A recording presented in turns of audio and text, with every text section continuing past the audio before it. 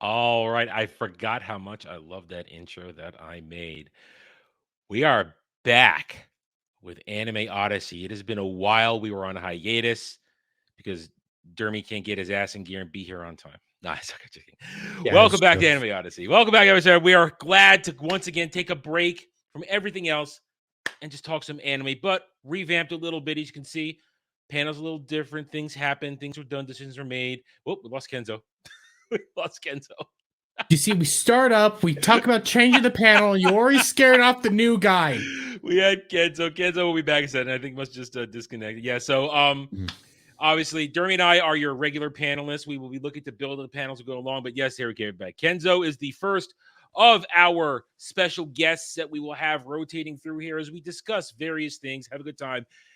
And not only will we discuss whatever show season we're going to talk about for this a month at a time, because remember, this is a monthly show, guys. End of the month, every month on a Thursday now. Now it's on Thursdays, not Wednesdays. We will also be talking topical stuff. Today's secondary topic, after we talk Fire Force season 1, will be anime live action adaptations. I can speak, I swear to God. It's a thing Sound now. like you almost did a 24-hour stream last night. No, it's almost like I'm just brain dead from everything else in my life. That's what it is. But anyway, so yeah, we're gonna be talking anime live action adaptations. It's a thing. They're not going anywhere, at least for the foreseeable future, because of Netflix. It's relevant. So we're gonna talk about that. But first, let's say hi, Dermy. How you doing, champ? Doing okay today?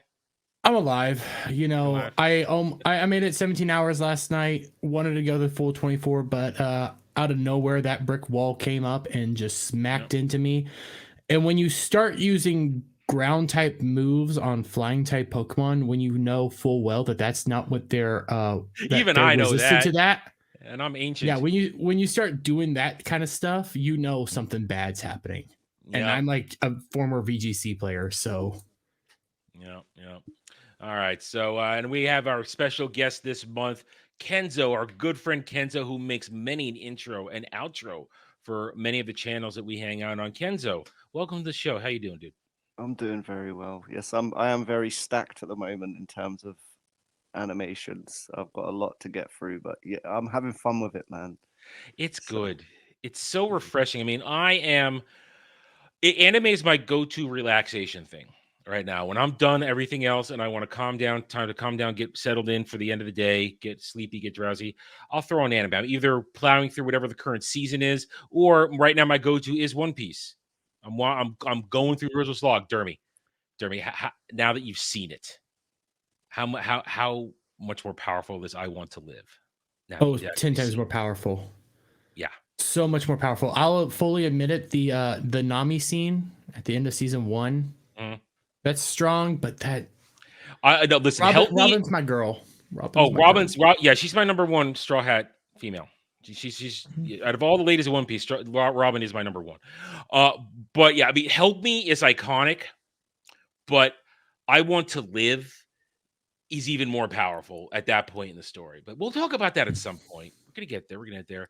Let's say hello to the chat. Those who are here, hell and howdy. Welcome, Legatus, Legionist, one of my mods, one of my regulars, here to keep the peace, even though sometimes he has no idea what we're talking about when it comes to anime. He doesn't always know, but he's here anyway. Hail, visitor! I'm not gonna say the whole thing. I'm always glad to see you here, a fellow weeb. He's a weeb, just like Dermy and I. He loves this stuff. He loves it. Dungeon00X, welcome. Glad to see you here as well. We'll get you on here as well. We'll get you on here as well, dude. We know that you are also into this stuff. Anyway, and other than that, anybody else is watching live now or on the Reupload replay, because that's we're going to re-upload this tomorrow. Stream be live for the rest of the night, and then I'll re-upload it tomorrow. Make it live because we know YouTube hates the live streams. Anyway, we hope you enjoy the show. Hit that like button. Let's get forward. Okay, so let's talk the show. Fire Force season 1. Let me make sure I pronounce it correctly because you can easily butcher a Japanese name. Let me get it right here. I had it up a Oh, I second don't ago. even try anymore. I just Oh, I no. try. I'm good at this shit. Atsushi Okubo, the creator of Fire Force, also the creator of Soul Eater, which is another great one. But unfortunately, unlike Fire Force, Soul Eater, the anime run of Soul Eater, you have to stop at a certain point because they made up an ending. It's one of those ones that suffered a made up ending. then you got to go to the manga. But Soul Eater is also really cool. So I do recommend Soul Eater. But Fire Force Season 1. Fire Force. It's a post-apocalyptic world that suffered a literal combustion event that set the world on fire. And essentially all that's left, at least in the known part of this world, where we're taking the east, is a little bit of Japan, just basically Tokyo and a little bit of that, and some coastal parts of China. That's it. Powered by the generator Akatsuki. It is Akatsuki, right? No, it's No. fuck. It's not Akatsuki. It's No, I keep want to say Akatsuki. no, It's the same. It's the name of the goddess. It's the name of the sun goddess in Japan. What is her name? I just freaking forgot it. I want to say Susanoo, but I know that's no. That's not. No, it's not Susanoo. It's Amaterasu. Amaterasu. Yeah, Amaterasu. Powered by a reactor that gives energy forever. It's unlimited energy, keeping them alive, and that's how they're able to function. Problem is, there's still a problem going on. People suffer from spontaneous combustion, and they turn into what do they call them again? Infernals. Yeah, Infernals. Yeah, Infernals. And Infernals have varying types. There's your base level Infernal, and then there's your super duper hardcore Infernal with horns. Well, they're basically just fire demons. Yeah, it's a good way to put it. Right, yeah. Fire demons. And they More or wreak less. havoc and everything fire. And the only thing that stands between the people of Tokyo and the Infernals are the Fire Force. Not just regular firefighters. They got their regular firefighters, though. These are basically psychics, because that's what they are. They're psychics who have pyrokinesis abilities. There's There's 3 generations. Actually, they only talk about they never talk about first gens, do they? They never talk about first gens. Basically, firstly, the Fire Force. Then, like you said, they're not just firefighters. They're like a mix between military group, firefighters, and like the church, because they have like sort of like, and magic as well, because like each group like is made up of, like you said, pyrokinetics of a specific level. Then you'll have people that are not powered, but you know that they're still on the team, like that. Captain Obi. Yeah, of course, yeah. And then you have like the girl in the nun outfit that just like says the prayers and stuff. She's not powered. She's an important part of the team. Well, yeah, every nun part of the team. Yeah, Sister Iris. Every Fire Force team, like Kenzo said, they're intricately involved with the religion. The Temple of Soul, the religion of Soul, who worships they worship the sun. It's the new religion of this. There are some revelations in season 2 about the religion, but we're not going to talk about that this year. But they're connected, because everybody. What happens is when somebody comes in infernal, they're literally burning alive, and people want to make sure that their souls are forgiven of this sin that they're forced to suddenly bear. So you need a sister or a father. A father works too. That's why the Fire Force House Number 1, the first squad, they're made up of priests, so they can do the chant. They have this whole chant, and then they say Latom, and then you can put the infernal to rest. They try to wait until they get it done, because they're very religious about this. And it's a fascinating combination of, like Kenzo said, military, even though there is a real military, specifically with Squad 2. They're specifically linked to there, but it's very military. They're like special forces. Yeah, there is a differentiation between each squad. They say it early on that like they originally like were firefighters, or one of them was tied more to the church, whereas one of the other units is more military based. You know. And then there's also the industries, like the one that's working very scientifically, not religiously. Yeah. So awesome. Which is actually everywhere. Again, you guys got for me. I watched this 2 months ago. I watched this before we decided to choose it for our thing. So my mind is running through the name. I'm gonna forget the names a little bit here and there. Yeah, it focuses around Hajime Unit Industries. 8. Yeah, it focuses around Unit 8 first, doesn't it? Like, that's the which is their special unit. There are protagonists who have been created under Captain Obi, who has one of the best lines ever. I train every day for this. Because he's your classic unpowered hero. He's got 0 powers, but he is just he's a fucking badass. He is massive as hell. He can go toe to toe with the strongest guys. He's a captain for a reason, and he's just super mega strength. It's just mega strength because he trained the hell out of himself, and he's got tech to make up for the fact that he doesn't have abilities, the pyrokinesis. And he's fantastic. That Squad 8 is our protagonist squad, starting with Captain. But then there's our hero. We're gonna go through the characters, guys, and we're gonna kind of jump through the story. We'll talk about, you know how this rolls when we talk about these things. We might not talk. I'm talking too fast. I know I am. We might not talk about every little aspect of the season, but we're going to talk about it, have fun with it. And it's great. And right off the bat, Samuel Infamous for $5. Hail, Samuel, our good friend. $5, 2 weebs, and a Swiftie. And a pickle gets set on fire. Hey, I had pickles with dinner. I did too. With dinner. It was good. I had hot dogs. They were good, delicious. So thank you, Samuel, for the $5 for the lore around here. Kenzo, we forgive you for being a Swiftie. It's okay. I forgive you. Okay. I'm not ashamed. That's right. Don't let anybody kill your sparkle. Anyway, I can sing some Taylor Swift for you guys if you want me to. No, it's okay. No, it's all right. I like having hearing. That'll poison the weeb atmosphere. You know that. So we got our protagonist squad. Shinra is our hero. Suffered a tragedy as a kid. Lost his mom. Lost his little brother. So he thinks to an infernal, and has been trying to get the questions of what's happened to him, because he knows something happened more than what he thought, because everybody wanted to blame him, and he developed a nervous tick, which is fascinating. They call him the Devil. That's his nickname, the Devil. And because he's a third generation pyrokinetic. When the difference between third generation, well, Dermy, explain to us what's the difference between second and third generation. Second generation can only control fire. Third generation can actually create fire and manipulate it that way. So like Shinra can produce fire from his feet, allowing him to go fast or propel himself in certain ways, while say I cannot remember her name, but the girl with the witch hat, Maki can physically control fire, and she has sputters and things like that. Like she has to first light it. Yeah.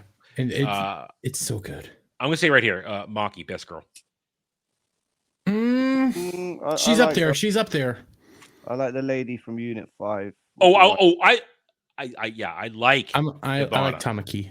I want to do all kinds of as our buddy Dre would say, unmentionable things, unspeakable things to Hibana all the time. I felt Tamaki became my love after season 2 when we delved into her story. It's spoilers and everything, but I fell in love with her, and it's like I want to hold you. Oh, she's great. And but Maki, she's so fit. Fit. Listen. There's an unending amount of beautiful women. I mean, this has a great cast of nice little fan service meat for us. There's no doubt, but. I will make that nun break her vows. Sister Iris. And yes, Vengeance here. Yeah, Kenzo's already a weeb. Don't worry about that. He's already a weeb. We're gonna have some guests. Swiftie. It's okay. We're gonna have some guests on that aren't full-on weebs, and we're turning them slowly. I wouldn't say I'm a full-on weeb. Okay. I probably rewatch more old anime than I do new anime. That's close enough. That's close enough. You're a weeb. You love this stuff. You're here. You're hanging out with us. It's okay. I love Maki gets best role just because for me, I love her attitude. I love her personality. Her power. She proves that even as a second gen, she can hold her own against third gen in terms of power. And I love her arc. I love her arc at the end of the season. Where that's second season. Is that second season? That's second season.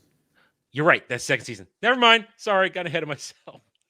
I know it's really hard. It's really hard to separate it out. That's why I had to specifically watch season 1. I did it sporadically because they pack so much into one season. Yeah, but it doesn't feel like it's a lot. That was one of the things I wanted to talk about. We might as well go to again. We're jumping all over the place. Chat, you got to forgive us. We have no rhythm for this show at the moment. It's been months since we did this show. And it's not just like Jed and I talking one movie. We're talking in this case 24 episodes of a season. So you give us a little breathing room. Season 1 ends with the revelation of brother being alive, and then I believe they end it right before Unit 1 guy and Shinra fight. I believe. No, they do I don't fight. remember they do fight. No, they do fight. They fight. I don't remember. I never remember that's the beginning of season 1 or if that's the end of season 1. We learn more season about 2 or 1. We learn a little more about the Adol Link and the truth that what the Evangelist has been up to. For that, Evangelist has been active for a while. We at least the first hint. But I want to, yeah. So Maki's my best girl. I mean, with Hibana close second out of pure lust for Hibana. that is pure lust. But we'll talk Hibana when we talk about her section when she gets introduced. But Shinra, he's a great protagonist. He's the level of positivity that everybody's fallen in love with for when they're watching live action One Piece with Luffy. Because one of the things we're going to talk about, we mentioned later on, when it comes to the live action One Piece, a lot of people who are new to this stuff are really attached to the fact that Luffy is Mr. Optimism, Mr. Friend. I'm going to do for you guys. Shinra is exactly that. They are your stereotypical shonen heroes. Yeah, he's a typical shonen protagonist, really. Yep. And he has sharp teeth. Sharp teeth. They call him the devil. He's got we mentioned before. I jumped off topic there. I tangented. He's got his weird tick where when he gets nervous, he just smiles like, yeah. He's like that. He's got his devilish evil grin, and people called him the devil. They blamed him for the murder of his mom and his brother. And he didn't let it shake him. He kept fighting, kept training, went to school, went to the academy, and the whole show starts. He's just fresh out of the academy, being assigned to Squad 8, and his whole day starts with arriving on the scene of an inferno. And he meets with in a train station, isn't it? Yep. Yes. Yep. He's on the train itself. Inferno happens. He's about to get up, but then here comes Captain Obi and Hinawa, and they arrive. I think Maki is there too, because that's all they have at this point. They only have Obi, Hinawa, and Maki are the only members of Squad. And Hinawa, sister. Well, Iris. Yeah, Iris kind of understood. I'm talking about the fighters. I'm talking about the people who drive. Okay, yeah, you're right. Yeah, and Lieutenant Hinawa, he's the second in command. He's got his weird things. He likes to wear weird hats, and he always has the same expression. And he gives no fucks about anything. Says whatever the hell he wants. But he's an excellent cook too. Excellent cook. They get to a real good fight. He's a stickler for rules. Yes, and right away, Shinra gets to show off that he's not a hero that needs to level up in order to be effective right away. He's one of these heroes that he is good from the start. Now, he does get level up moments, especially when he goes to train with Squad 7. But I like him like that. I mean, I like his shit, Dermy. I like his I'm the hero. Yeah. I'm here to say I like that. Don't you like that? Every single time he's in the middle of a fight with like a bad guy, he changes his name to, well, I'm the insert something here hero. Yeah. I'm the guy who's gonna kick your ass hero. I'm the guy who's saving the day hero. I'm just in time hero. Yes. And it just moments like that make you love Shinra. Yeah. He's likable. I gotta say, every character in this show, even some of the villains, are somewhat likable. They're interesting in a weird way. And interesting. Yeah. And and the character interactions, the Squad 8 interactions are fantastic. I mean, when Arthur gets introduced, and Arthur is just the dumbest. He is one of the dumbest characters in any anime I've ever makes seen. Me look like Einstein. Yeah, he makes you look like. I mean, when they go to get Vulcan, and he walks out of Vulcan's house with the donkey strapped to his dick and the cape. All right, so those who understand, Arthur thinks he's King Arthur because his crap parents abandoned him when he was 5 and left him to the as a ward of the state, essentially. And they convinced him that he was a knight and they had to be brave. And what in reality, what it is it's his way of coping. It's his way of like surviving in the world is believing he's a knight. So, and his powers actually become connected to that. So the more he believes he's a knight, the more he believes he's King Arthur, the stronger his powers become. The deeper the delusion, the greater his strength. And It's stupid, it's dark, and It's it works funny all at the as same hell. time. And I love he's so lovable. He's like, you're such a retard, but I love you. And he has that classic animatic thing where his calic will twitch when things are happening, and it's I love it. But with that Vulcan scene when he pops out there and he's so deep in the delusion that he's just owning everything aside until Giovanni breaks him out of it. I think it's Giovanni that breaks him out of it. Yeah, and it's Arthur's but him and Shinra don't get along at all. And I wouldn't say they don't get. It's they frenemy. don't. It's frenemy. They're frenemy. Yeah, they're rivals essentially. Yeah, rivals. It's another classic shonen trope, the rival syndrome, where they push each other, fight each other. Yeah, one-upsmanship. That's a good way to put it. They always want to be better, and they're always calling him stupid devil. I'm going to smite you, devil. I'm going to stupid knight. It's hysterical, and here's the thing though. It's during the attack on Squad 5, I think, where they have to work together. Is that season? Where they're forced to fight somebody at the same time. No. Am I thinking of a different one? I think you're thinking of a different one. They are forced to fight Squad 1 leader. I cannot remember his name. They have to fight him together, but even then it's not really together. No. I'm talking a serious fight. There was a serious fight where they were supposed to work together, but they were fighting it was a 2-on-2 fight. Maybe I'm thinking I don't think it's season 2. That might be season 2. It also might be during the Squad 7 arc. It's been maybe. I don't. Well, let me just say this. At one point, they're forced to. It's a 2-on-2 battle. They're forced to work together, but they can't. And I like it that they don't. I like it that they didn't have to somehow find a way to work together. The solution: let's separate who we're fighting, and then we'll fight. Let's not try and work together. We're never going to get this done. And to me, that's good storytelling. It's not trying to force. Oh, we hate each other, but somehow we work well together. No, we work terrible together because we can't communicate. They do figure out how to work together, but it's still not great. It's kind of up above, down below, and but it's a great representation of good rivals that don't like each other, but it's not. Their abilities don't work. That's the other thing we haven't mentioned. Like these people, it's not just about they can generate fire.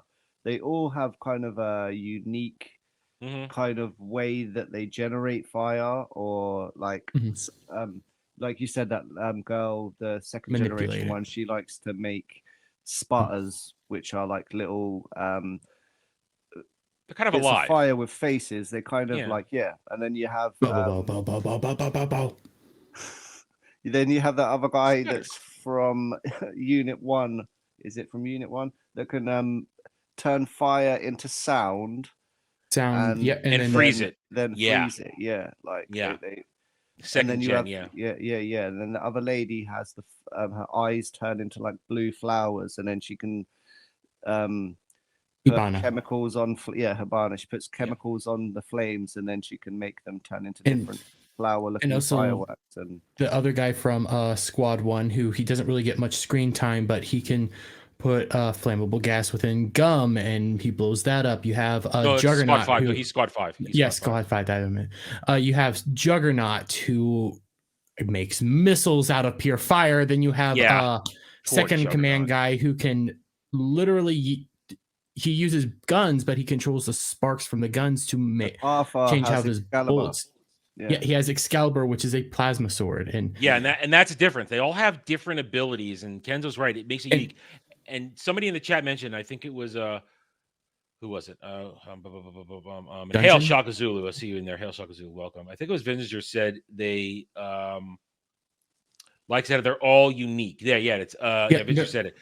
Every nobody has the same power. It's all different.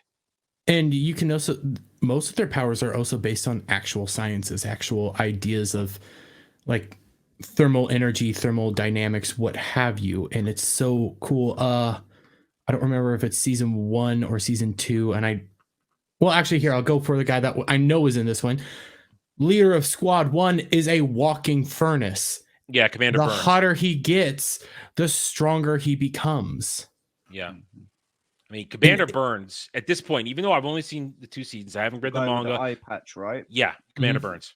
He's I have only seen the 2 seasons. Season 3 is supposed to be coming next year. That's why I wanted to bring this up now because I'm excited for it. I haven't read the manga. I have no idea what happens between Burns, Joker, and I guess some of the White Clad.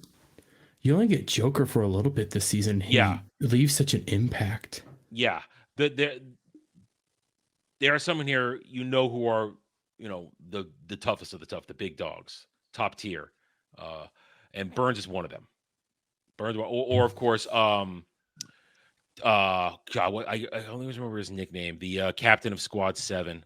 I don't remember his nickname, but he's my personal favorite character.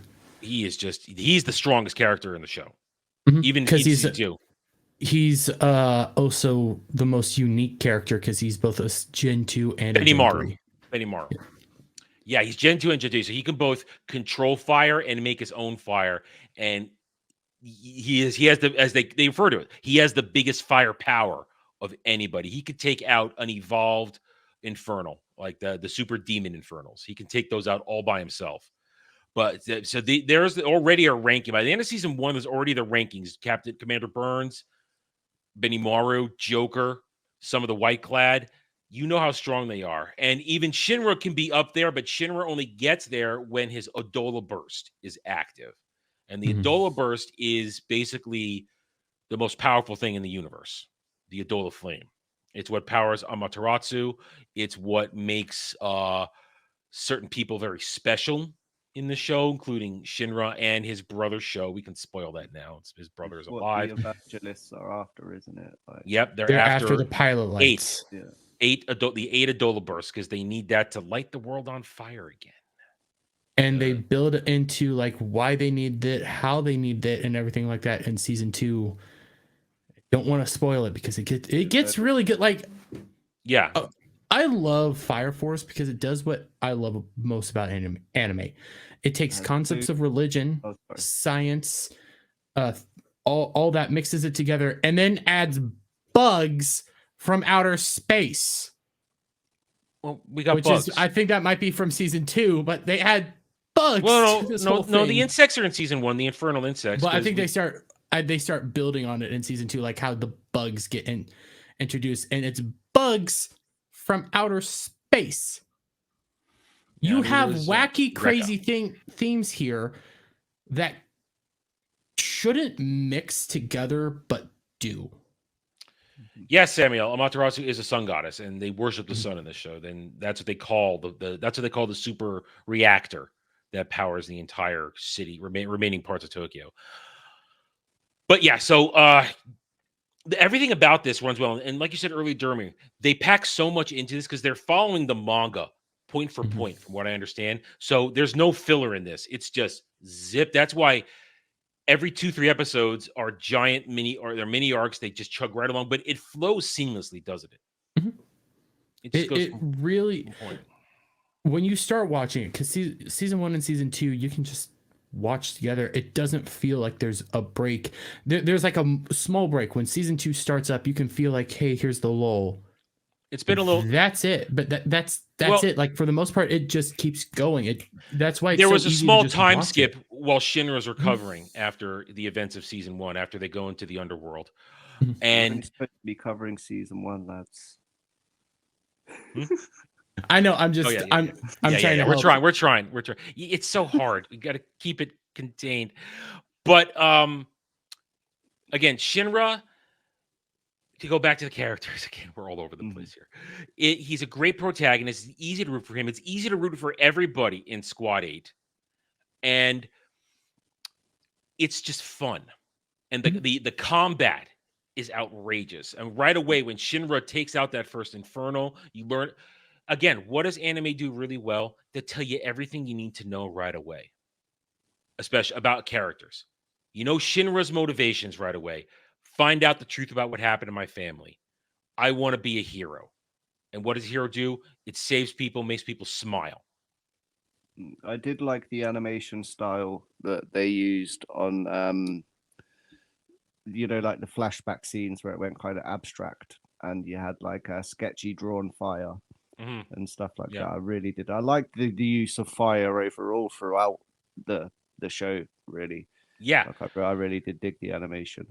Yeah, it's really beautiful drawing. You mentioned earlier the sound that it makes when it triggers. That I can't mimic it. It's the best I can do.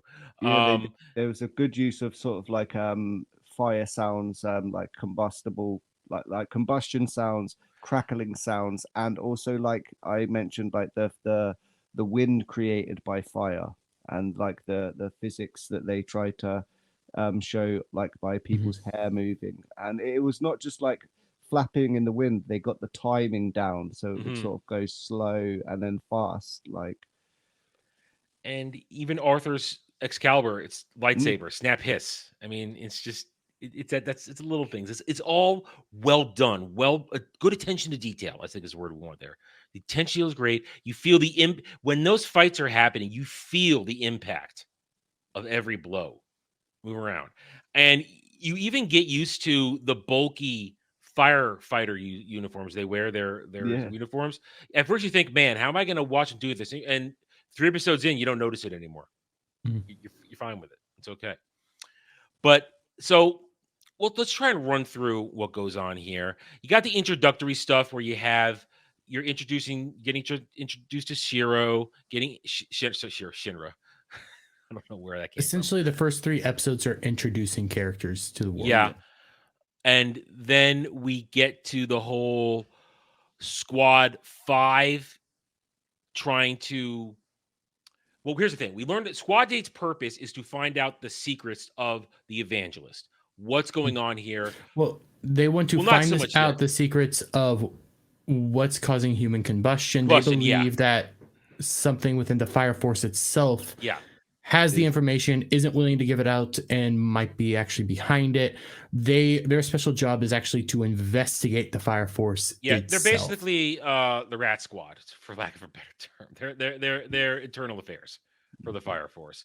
But they're so awesome you don't care that they're the Rat Squad. Because they also do save the day. They're always working to help people. They do their job, but they're also finding. And what we get now is a chain of events as we go through interactions with each squad. We have a moment early on where you have the rookie games, and then you get introduced to our Joker. Well, you get Joker, but you also get Tamaki introduced, and some of the other side characters that are going to be more prominent in season 2. Like you said, you mentioned Juggernaut. Juggernaut's way more prominent in season 2 than he is in season 1. But it's a great way to get used to everybody. And all right, Jeremy, she's your girl. Tell us about Tamaki.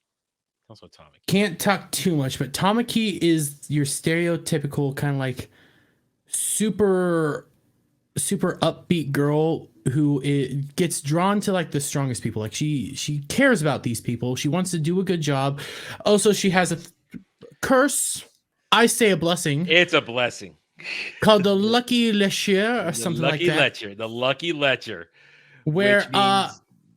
no matter what, somehow either her clothes are going to fall off, or somebody's going to touch something, or she's going to fall in somebody's face in the best ways possible. Yes, so somebody's either going to get a motorboat or a face full of muff. And it's going to happen. And sometimes you get a good grab on the ass. And sometimes, hands get full. And she is shapely. She is your standard nice little anime girl. She's got all the right curves, but she's bubbly and happy and sweet. That's the thing. She's also she's super very shower scenes, multiple. Yes. Lots of she's also super innocent. I gotta be, even though she has like some of the most lewdest scenes, she's super freaking innocent. I'm not gonna tell you why. There's a wonderful episode in season 2 about it, and she's my girl. Problem is she's underpowered in season 1 because she doesn't get her power up till season 2, end of season 2 even. But she's fantastic because she is she. Let's be honest. There's a harem forming around Shinra. There's a harem. He has a harem. Tamaki's into him. Iris is into him, and Hibana would mount him in the street if he said yes. When we get to that, but we get introduced to her during the rookie games, where we get introduced to Joker, who is a shadowy individual. He's got a connection to Captain Burns, and he's super strong. and he's on the same path as Squad 8. He knows more at this point, but he doesn't want to work with anybody. He's a lone wolf. And you get his backstory in season 2. You get his backstory. He's just like Joker, who also season 2 backstory. Season 1 establishes character. Season 2 delves more deeper into other characters that they didn't deal with in season 1. Joker also is like your wild card character. Joker is an individual who is on his own side. He's on the same side as everybody else. He's against the evangelist. He's against the evangelist, but he's going about it his own way. Burns is going about it his own way. Squad 8's going about it its own way. He will kill you if you get in his way. Yes. He will kill you, and he'll threaten you. Hibana, didn't we first get introduced to her and Unit 5 when they were tracking down an Infernal? And Unit 5 were also tracking the same Infernal, and it was one that could actually talk. It retained its it was a former firefighter who's a serial killer, and he's just been not convicted. He got let off for something, and he transformed to Infernal. Let him off, and then he transformed and tried to attack the judge. Yeah. And they encounter, and that's where the story really begins, because Tamaki has been put in Squad 8, so she's being they under the claim of exchange program. They have her over there. No, so they deal with Hibana. They don't even have Tamaki yet. Hibana is before Tamaki. Well, Tamaki's introduced. Oh yeah, she's introduced due to the games. Then they go straight into Squad 5. You're right. And then to Squad 5, and then that becomes the thing. So the first investigation is into Squad 5 with Hibana, because they think, okay, they're connected to Hajime Industries, which owns the world. They own everything, and they wonder, do they have the information on what's starting the human combustion? And then what happens though is we find out that Captain Hibana, has a relationship with the past from Sister Iris. They were in the convent together. And after a spontaneous combustion incident, Hibana became disillusioned with the world and wanted only power and influence in order to get her answers. Where Iris stuck to being a sister. And they also established like Hibana was never really that into religion at all. She was more into science the whole time. Yeah, but she wasn't broken. The death of the murder at the convent, the spontaneous combustion at the convent, that kind of broke her personally. So now she doesn't care about anybody, and her joke is she's a bit of a sadist. She likes to cause pain on people, and her squad love her for it. They like her when she walks in their back, drives the heel of her stiletto into them. It's very S&M, and she's all, "You're all worms. You're bugs beneath my feet." And also, something else that they do give you a way to understand, like what they went through from episode 1 onwards, because they show it in the ending. Quite literally, they show what Hibana and I can never remember her name. Sister Iris. Why can't I not remember her name? You've been saying it this whole time. Hibana and Iris's time at the convent is the ending. It's them, all the happy moments they have there. So you see it there, and then you see what happened, what those moments are. That's kind of the undertone theme of this entire season. And then, frankly, the series, trauma, PTSD, and how you overcome it. And what do you do? And Iris rejected the world, wanted only science. Hibana wanted only science and to get things her way, and would do anything to get it. So much so that she kidnaps Iris. She captures Iris. Iris goes to try and plead with her, and then she gets taken. And that is the excuse Squad 8 uses to bust in and just rough up the joint. Squad 5 is no match for Squad 8. Squad 5's massive and Squad 8 is tiny, but Squad 8 is badass. Yeah, and Captain Obi wasn't even there. Yeah, I mean, Shinra and Arthur got there first and just tore up the place. It's hysterical. And then Shinra gets all the way to Captain Hibana. And now Hibana, she's strong, but her power is like we described earlier. She creates the flames, adds chemicals to it, changes colors, explosive, and changes the shape of the flame. But she's not a physical fighter. And she's more of a AoE. I guess kind of fighter. Yeah, because she changes the heat. And yeah, she makes lots of references to different flowers. Like she summons sakura petals, stuff like that. Yeah. She can burn everything around her instantly. It's kind of a boom because she's a 3rd gen, like Shinra, or Arthur. She can summon the fire and she just spreads it out. It's very, very powerful. And normally people can't get to her physically because she just burns them alive before they get there. But her fire doesn't affect Shinra. He's too fast, too strong. And this is what I love. Shinra gives no Fs. He fights her, and he just slugs. Boom! Knocks her the fuck out. Sometimes you just need a slapper. And in doing that, she falls madly in love with him. Hibana and her massive cans fall madly in love with him, and that's how she basically how do you win an anime girl? Give her the D. This confirms the theme that I run with a lot of stuff. 90% of anime girls are all horny. Oh yeah, isn't there part of a shower scene where Hibana grabs hold of Iris's boobs? Yeah. Oh, you've gotten bigger. And I that shower scene is just, why are there suds everywhere? Why is there steam? The steam, the steam's used quite effectively, isn't it? The show gets a B+ for its fan service. It's all right there, just out of complete eye shot. You just don't quite see it all. But Hibana falls madly in love, and then because she's loyal to only Shinra. She doesn't care about anybody else. She's loyal to Shinra.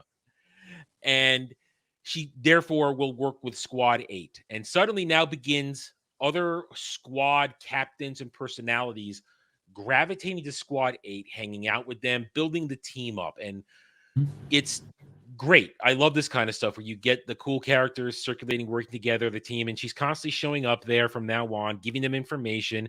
She gives them all their research, and it leads to gives them tons of food. She brings food, and she brings herself, and she's always, Shinra, you could eat this off me, shit like that. I mean, she's constantly throwing sexual innuendos out there. And and Shinra is, of course, your classic shonen hero. Of course, he's horny for women, but he just doesn't quite get it. He gets it, but it's because he wants to be a hero, and it's not. He has a thing for Iris. He has a thing for Iris. He has a serious thing for Iris, which is like no. You should go after Hibana or Tamaki. One of those. You know what? He can go after Iris. I'll take Tamaki. I will take Tamaki because there's somebody else who's into Tamaki who I also really like. Yeah.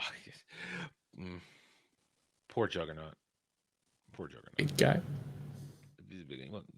Juggernaut's you, dude. Juggernaut's you. Big guy doesn't even know his own strength. Runs away, wants to run away. Leave me alone, but we'll fire giant barrages of ammunition anywhere. Anyway, so the Squad 5 thing yields the whole. We have the idea. We know that the spontaneous human combustion is being man-made.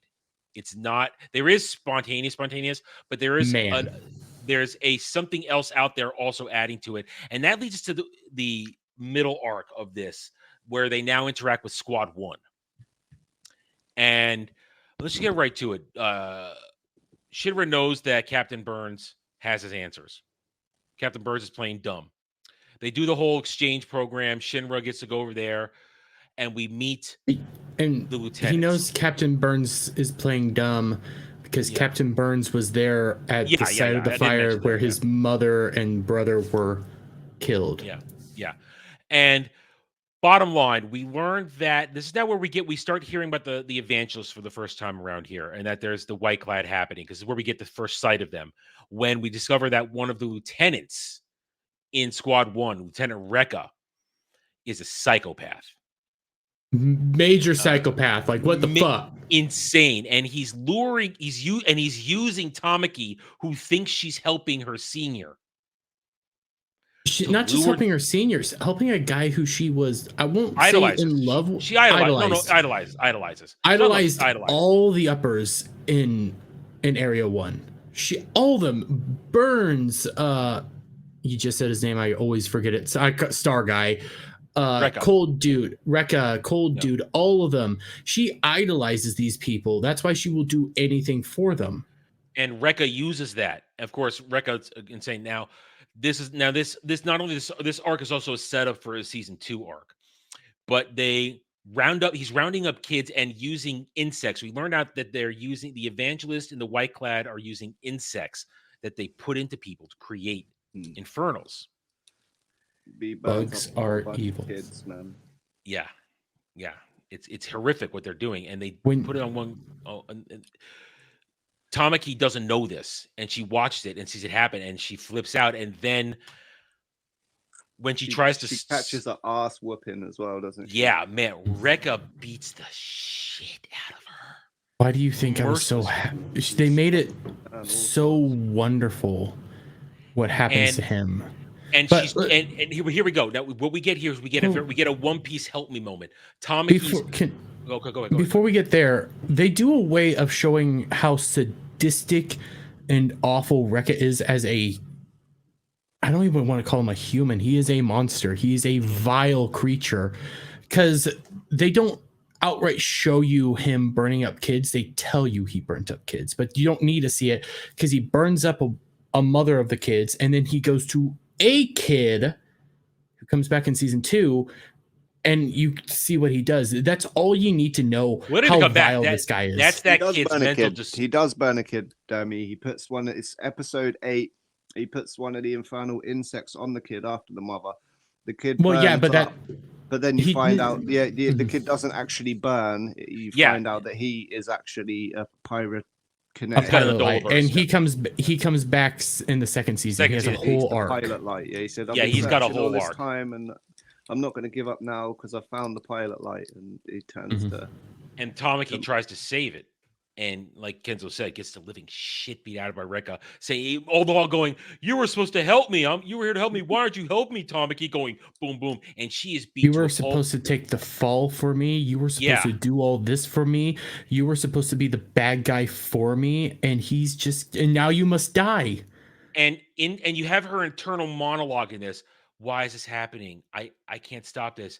And then you get, can somebody just please save me? Somebody save me. And he's about to end her.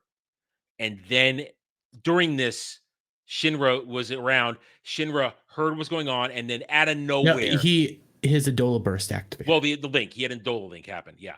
And he said, but what happens though? Shinra's arrival in that moment. That is hero moment gold right there. That is what I love in anime, especially this type of stuff. I love it when the hero shows up, nick of time, standing there, lands with a foot to the face. You see Rekka going. He curb stomps that motherfucker into the floor, and then he turns around into the sky, through the roof, chin to the foot to the chin, and then straight through the fucking floor, man. And then after the initial round 1, turns around and says, "Don't worry, Tamaki, I'm here to save you." And then that moment, man, she just swells up and starts to cry. That just gets you right here, man. That just gets you. She's best girl, and I'm tearing up thinking about it. They continued that bit, didn't they? Yes, they did. Yeah. She sort of they left you on that lips quivering, and then she shakes her head, puts her head down, and then looks up like. And then you get the fight, and then you get the real fight, Rekka versus Shinra, and Shinra beats him. Although Rekka problem is the white clad interfere. Now we get the white clad introduced for them. We get Archer, and I guess because Rekka gets beat. He then gets captured. He gets put in ice by the other lieutenant, chill dude. Yeah, who says crappy. So he has such a unique dialogue that even I got lost. He repeats his words and he says he adds words and repeats words. That's his shtick. I think it's Kareem. Yeah, Kareem. Lieutenant Kareem. Yeah, but he captures Rekka. God, I want to say Erica. He captures Rekka.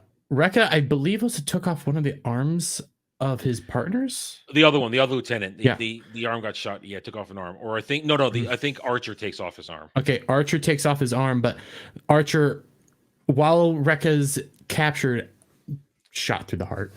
Yeah, she kills him through the ice, and then there's a moment where they're pinned down, but eventually the white clad disengage because they know they can't win that fight because they are outnumbered and they decide to run away. They did their job. They didn't let Rekka get captured and interrogated. And that's what we know now. And that's what we get the other pit. The White Clad are now there. They're involved. They're working for the Evangelist, and they don't know that yet. But now we're just talking over the top. All you know is there's these guys that look like knights, like Templars, and that they are got weird shoes. Weird shoes that are higher up than Rekka, and you're like, who the fuck are these guys? Yeah, and it's just, and this is where it kicks into, now the story unfolds even more. We get a little backstory on the formation of the 8, and then we skip forward now. At this formation point, of 8 is the Obi's backstory, along with what's his name backstory. Well, it's still an important backstory because you're right. It goes on with the standard backstory. It's why we're doing this. I get what you're saying, but it still goes along with a theme of trauma, PTSD, and struggling with trauma. Because was that also when you got a second command, like him awakening and stuff, and the guy right next to him literally bursting into flames and him struggling with that? His buddy. Yeah. And it was the whole thing about, should I get this gun consecrated, this and that, and will you take me out? It's all, again, PTSD and reasons. Everybody has a reason for what they're doing here. And you're kind of right, like, hey, it's just backstory, but it also kind of established that Obi isn't a part of the church either, but he follows the procedures to a T as well. He believes very firmly in at least doing what's right and going with these guys and trying to give them, at least in case there is an afterlife, let's do this. Because he outright says, I don't believe in this stuff. I don't. But I'm still going to go with it. I'm still going to do the prayer. I'm still going to do this because what if it is true? I want to give these guys a good life. Yeah. But I mean, it's just more backstory on this stuff. And we don't want to spoil it for everybody. You can go see it. It's great backstory. And now the story starts to get moving. And now it's moving on to the next squad you want to work with. Move on to Squad 7. We want to go check them out. And the events of Squad 7 on Asakusa. Now, the thing about Squad 7, they're unique because they're rebels to the they're nationalists. Nationalists. Uber nationalists. They're nationalists. They reject the Temple of Soul, the Empire of the Sun, this whole thing. They reject the Tokyo Empire, the Temple of Soul, Hajime Corporations, Hajime Industries. Yeah. They are, when you go there, it is also a culture shock because when you walk throughout, it's traditional, like a traditional Japanese town there. Yeah, because all of Tokyo and everything like that is like kind of maybe a steampunk or a futuristic style of maybe what a Tokyo semi-steampunk. It's kind of a hodgepodge. It's been rebuilt. It's kind of hard to describe it without showing it. But then you hop into where Squad 7 is, and that is uber traditional, uber old, and it's a culture clash. On top of that, and Benny Morrow and his lieutenant Konro, they are the guys in charge, and we saw a meeting of the captains before this. You saw all the captains, and Benny Morrow, he's completely disrespectful, doesn't give a shit, and he's the type of character. One, I love the super badass. I love the super badass that can just own everything, and even through season 2, like I said before, he's untouchable right now. Nobody, everything we've seen so far, nobody can touch him. So Benny Morrow. Basically, you need to beat him and show him your stuff to win him over, and don't lie to him. That too. And we go through the whole Squad 7 thing of, they think that they're, I believe, Hinabi. I can't say her name suddenly. God damn it. Let me say it. I want to say it right. Hibana. I keep want to say Hinabi fireworks. Hibana basically isolates when there's going to be another outbreak, and it's going to be in Asakusa. There's going to be another infernal outbreak. And at this point, we're starting to get a little bit of extra lore into the story. We're learning at this point that there was a great fire several years ago, and that at one point, a lot of action happened in Asakusa where a demon infernal appeared. And it took Konro and Benny Morrow to wear it down, but then Konro burned himself. Now, this is the first time now we get a bit of information. I forget the term they use. Basically, you can, if you carbonization. but there was another term they used, hematosis, I think, was it? It's something like that. Essentially, you burn yourself out. You can you burn up all the oxygen, because remember, your firepower is based on how much oxygen you can pull from your own body and your own fire. And if you use too much, you can burn yourself out and start to set yourself on fire. And in order to beat a demon infernal, Conroe burned himself out, and now he's permanently gimped. He can't see his Conroe was also Benimaru. He's objectively the strongest, but he always viewed Conroe as being stronger than a better leader as him, because Conroe was the respectable type. He's not quick to fly off the handle, and he's easier to get along with. Yeah, and he's a nice guy, and he's reasonable. Benimaru is very unreasonable, because he doesn't want to listen to people. Doesn't want to take the time to do anything. Just wants to either tell me now or get him. Doesn't want to be in charge either. But everybody loves him because he's charismatic in a weird way. They like his faithfulness to the community. Because he's faithful to the community, but he's also a firm believer in the ideas of the nationalist movement. He's such a believer of that. Yeah, so that's when we get introduced to Burnout, and that's their whole thing in Squad 8. And of course, then they're the twins. Hina and I forget what the other one's name is, but I don't remember. But they're crazy ass strong. It's your classic crazy ass strong, tiny little girls, crazy ass strong. Girls that I don't want to deal with. Get away with them. Well, their comedy is great. They're always, can we murder him now? Yeah, can we kill him now? Their comedy is awesome. They're awesome. They laugh my ass off at them. They scare me. And Squad 8 comes to Asakusa to find out, to try and cut it off. They want to work with Squad 7, but Squad 7 doesn't want to work with them, or at least Benimaru doesn't. Conroe will work with them. And the twins, they just want to fuck with Arthur and Shinra, because they're like, we're going to fuck with you. And eventually shit goes down. The Ashen Knights, are what we call the White Clad. The White Clad are easier for me. The White Clad are there, and one of their main players is there. He can change his own appearance and change the appearance of others. And they basically this whole ploy of misdirection and fakery going on, where they screw everybody up. They convince Benimaru that Squad 8 is there to start the fires themselves, and Benimaru then starts to fight Squad 8, and then the rest of the fires break out, and it takes a lot of confusion going on. Eventually, they figure it out, but not before Asakusa on fire and another demon infernal comes to rise. And that's when you see Benimaru. After Conroe goes through, and this is also where we learn about Adola links even more, because even though Conroe doesn't have an Adola link, he's seen Adola. He's seen it, and that's how Shinra can hear him when he says, "Somebody help Benimaru," and Shinra hears it. And we haven't established that he's seen Adola yet, but I'm just saying it. I'm saying it because I'm just adding it on because we're talking about the link. Yeah, because we get the Adola stuff in season 2, but yes. I'm just I have to attach it. Otherwise, I'm not going to make any sense as we try to talk about it. It's impossible.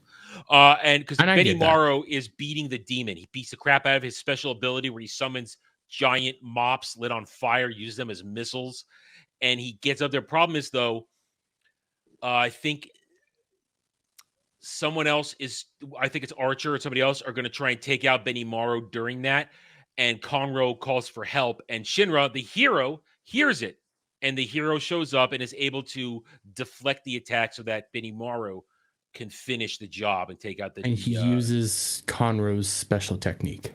Yeah.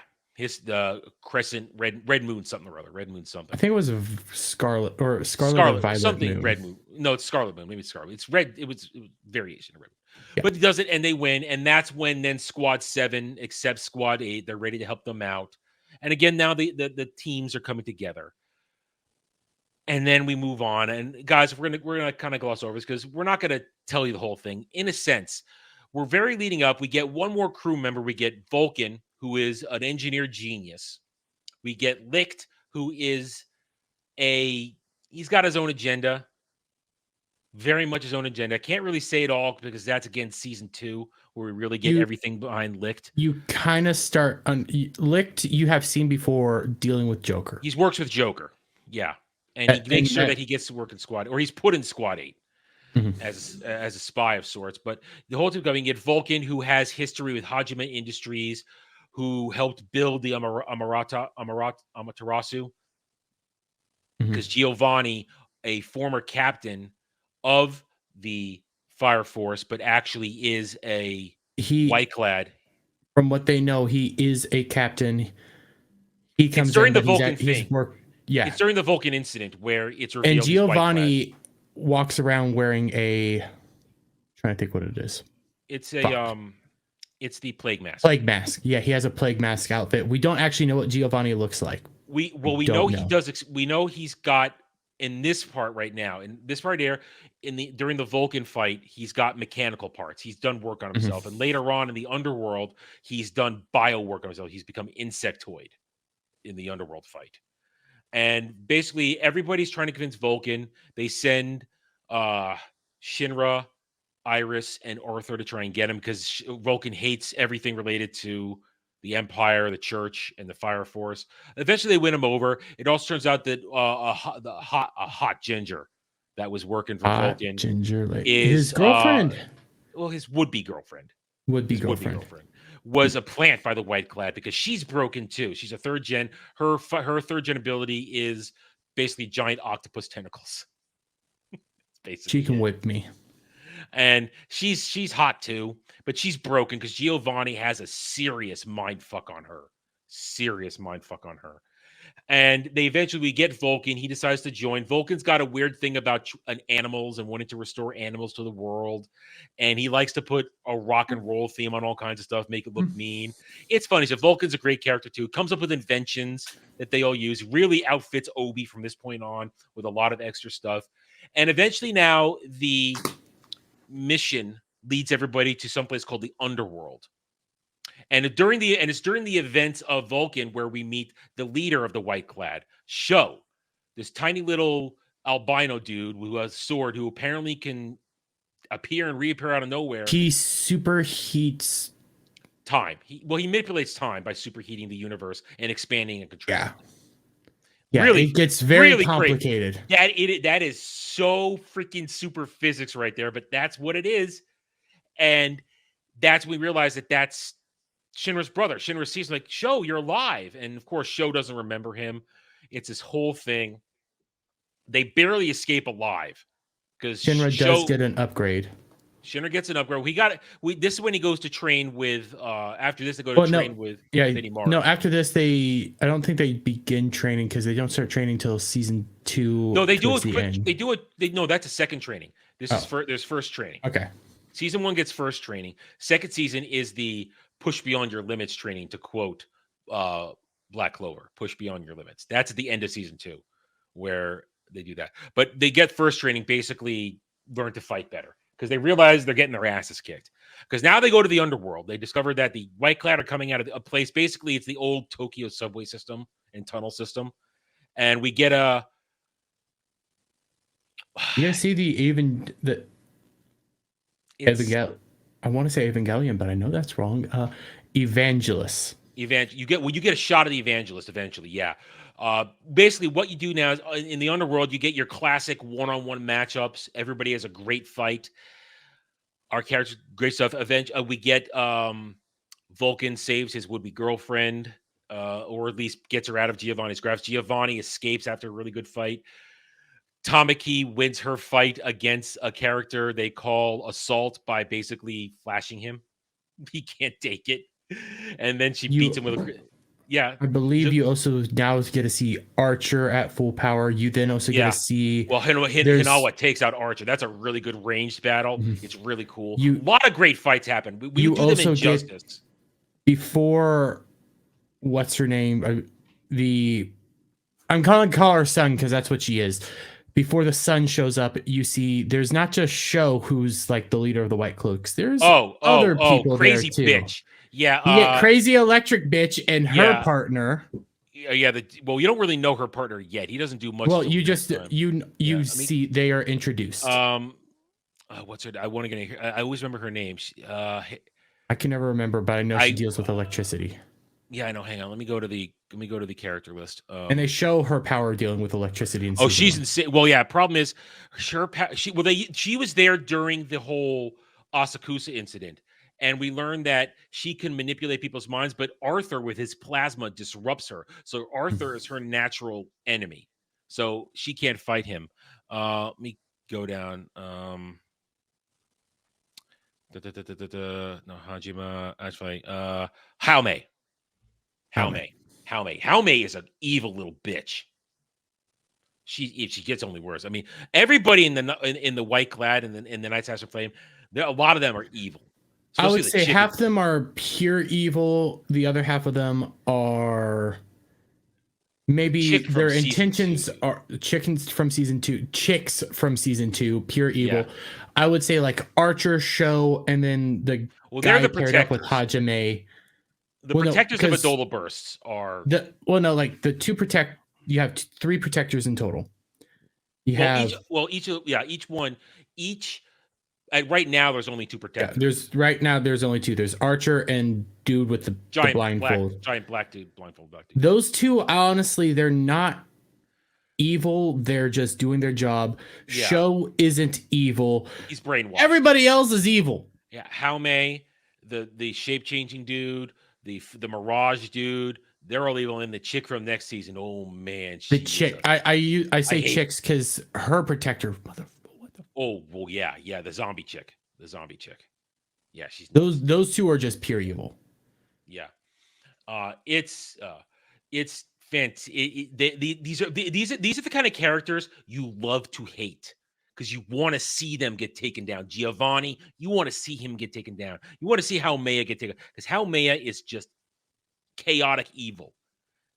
Horrible. We get grabbed. And eventually it all culminates with Sho and Shinra going one-on-one, and Shinra's persistence of, I'm going to save you, brother. I'm going to remind you. And it's interlaced with great flashbacks of Sho remembering baby memories of his brother. And Shinra, and now Sho is using his Adola bursts, which allows him to use his power to his full extent because he's drawing on the evangelist and Adola. Problem is, Shinra can't keep up until he manages to create a link and then also draw on the gift of the evangelist. And he's able to basically go light speed. He breaks himself apart and reforms himself to beat the time thing. It's a fantastic fight. Now, of course, he gets every living shit beat out of him. And even after that, he gets stabbed by Sho because he couldn't stop himself from going so fast. And then that's when Sho realizes that his brother. But unfortunately, then Haumea fries his brain and get him out of there. But it's a great, fantastic fight. Our heroes win, but they win at a cost. And then you get the end of the season.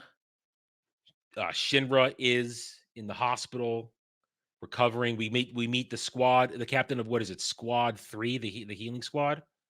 Is that Squad 3? And how she can heal anything, and she heals him.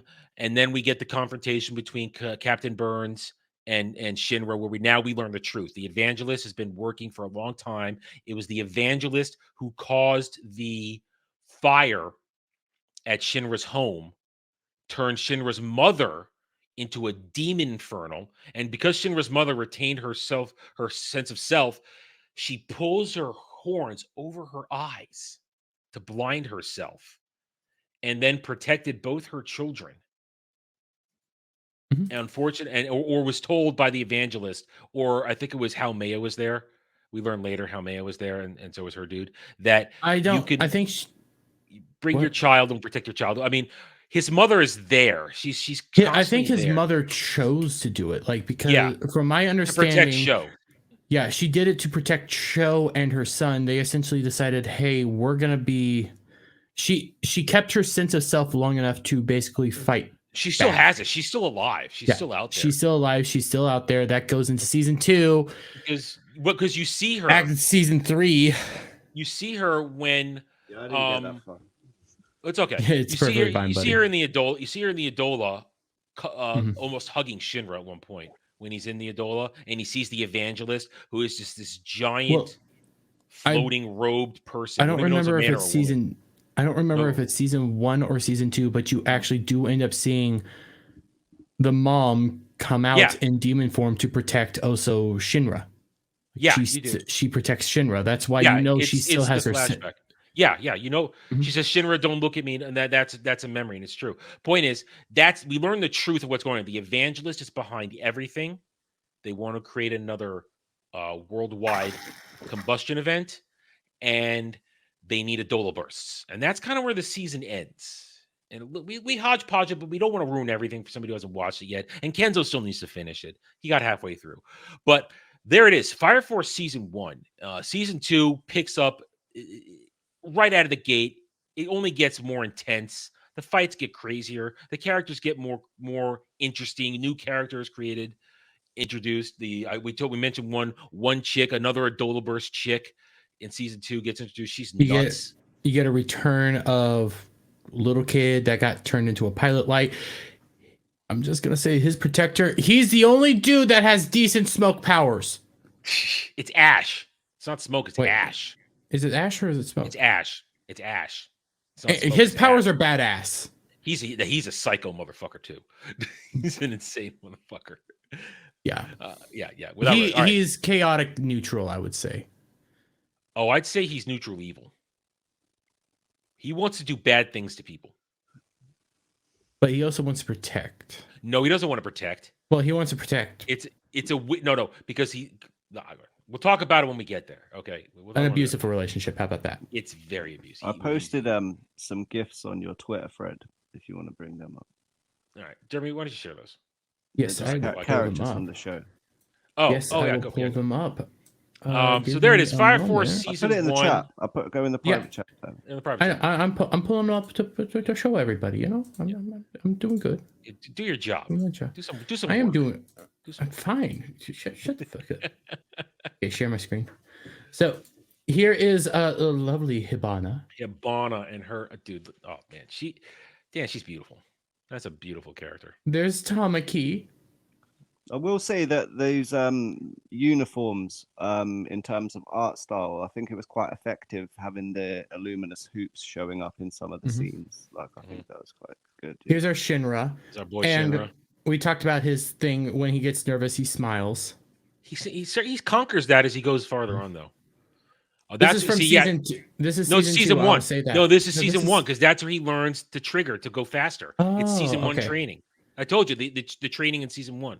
Where it's where he learns to focus. He uses basically pressure points to focus the fire in his feet so he can go faster and hotter. Okay.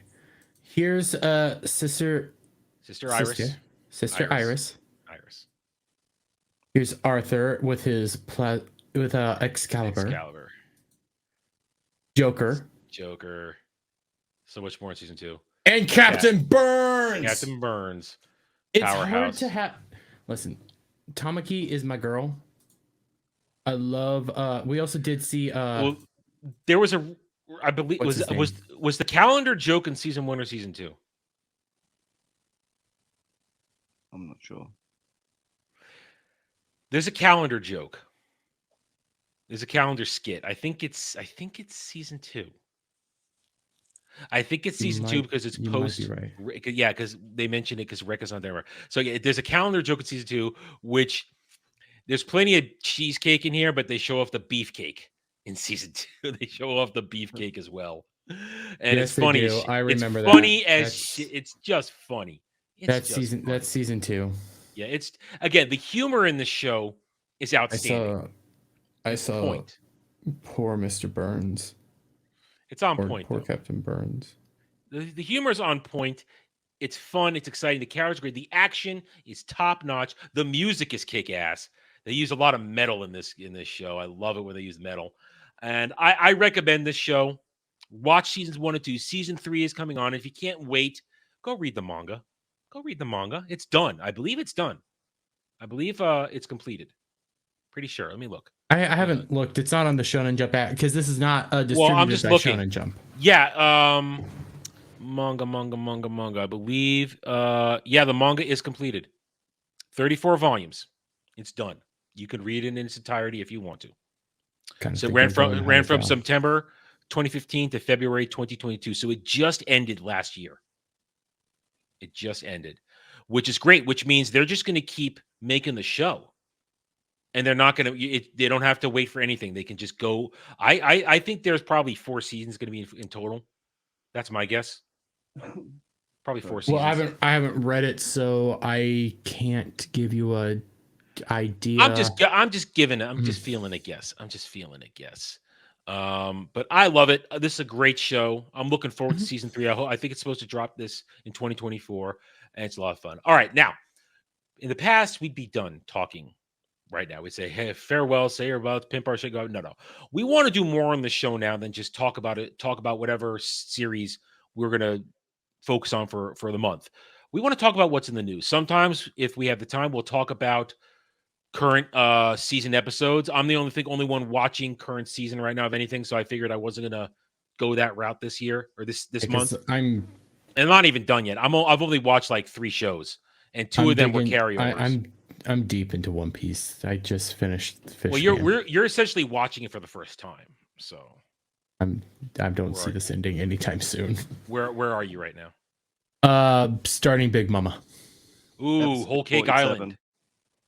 What was that? I'm on like episode 47. You're still in East Blue. Blue.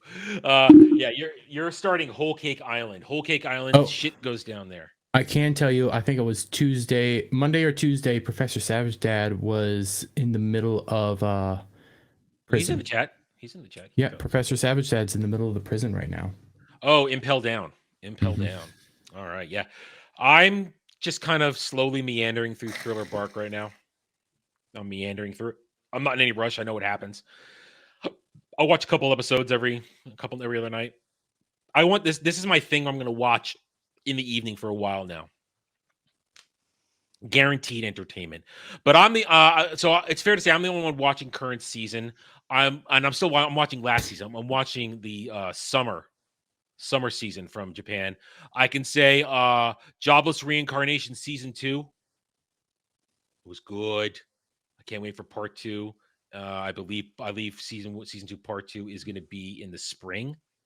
I think it's going to be in the spring next year. It's good stuff. I love that show. Let's just say, if you haven't seen it, it's a lot of fun. And one of the major points of season 2, our hero is just looking for a way to get rid of his impotence. Leave it there. Gonna leave it there. It's hysterical.